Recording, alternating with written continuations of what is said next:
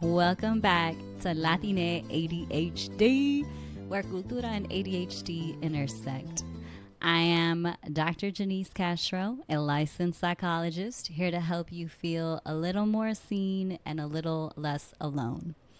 Just a reminder, this podcast is for educational and community purposes, not a replacement for therapy. Today, we're kicking off season 4 with something that doesn't always get a lot of attention when people talk about ADHD. And I would say that topic is community. Medication, therapy, and coaching, they matter. And conexión with people, is its own kind of medicine. Before we dive in, let's pause and remind ourselves what ADHD actually is. ADHD isn't about laziness, a lack of discipline. It's a biologically based condition that changes how the brain develops and works. People with ADHD often face challenges with focus, organization, and self-control. They also bring incredible strengths like creativity, energy in the things that they're interested in, and new ways of problem solving. The tricky part, life doesn't come with an ADHD playbook. The same systems that have worked for neurotypical folks, like just try harder, stay organized, often don't fit an ADHD brain. That mismatch can make people feel like they're failing even when they're trying their best. And all that effort to navigate a world not built for you, that takes a lot of energy. So as I'm talking about this importance on community, I wanted to share a moment that I've had in my life where I was struggling with relationships, and I decided to call up a friend. And my first thought was like, she probably doesn't have time for this. Something in my mind just said, call. If she doesn't answer, I'm gonna just keep it moving. I'm gonna get back to work. She answered, and we talked for like half an hour about the tough parts about relationships. And afterwards, I went for a walk. And when I got back home to my to-do list, it was the same thing before the phone call. But you know what wasn't the same? My nervous system. It was calm. I felt relieved and validated. And that day, I realized what we need most isn't to just push through. It's to be held in connection. So here's what the science says, and I promise I'm gonna try to keep this simple. When you connect with people who you feel safe with, then your brain is going to release oxytocin. Sometimes it's called the bonding hormone. Oxytocin lowers stress hormones, slows your heart rate, and can even help with your focus.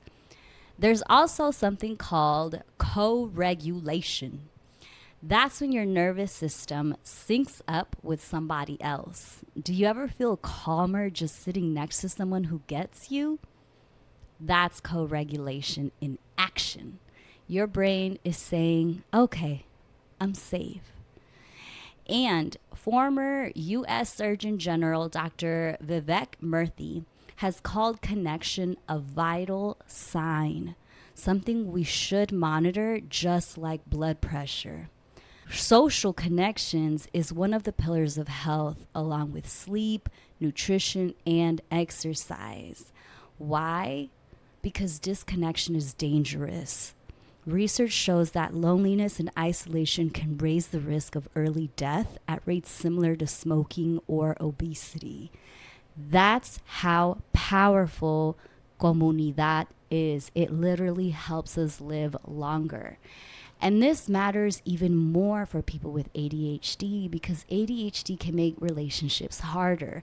You forget plans, you interrupt conversations, there's emotional ups and downs, and many folks start to pull away because they're afraid of being judged or misunderstood. And I've heard clients say, I want to connect, I just don't have the energy. That's why community is medicine. Because when we connect, we don't just share stories, we share energy. We remind each other, you're not broken, you're understood. And Let's add the Latinx culture into the mix. For those of us who come from collectivistic cultures, specifically Latina families, we've known this truth forever. We call it familismo, the belief that family and community come first. It's how we survive, it's how we celebrate, it's how we heal. And sometimes familismo slides into self-sacrifice. We prioritize everyone else's needs and forget our own, or ours comes after. We say yes when we're running on empty because we don't want to disappoint anyone. And when that happens, connection, the thing that heals, can become another source of exhaustion. And for my listeners with ADHD, that exhaustion hits even harder.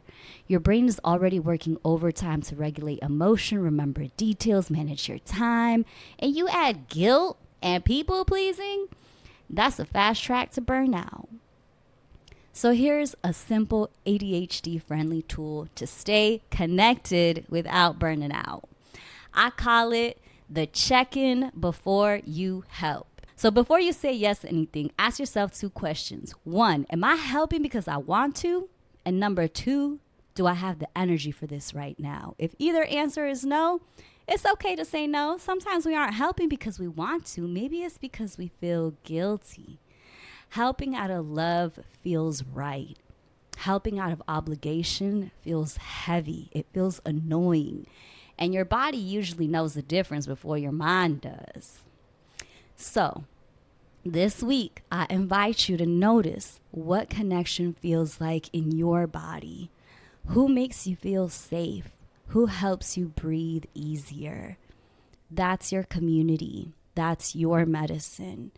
And when you catch yourself feeling exhausted, remember, community isn't just about giving, it's also about receiving. Until next time, folks. If you haven't already, please subscribe, leave a review. Thank you.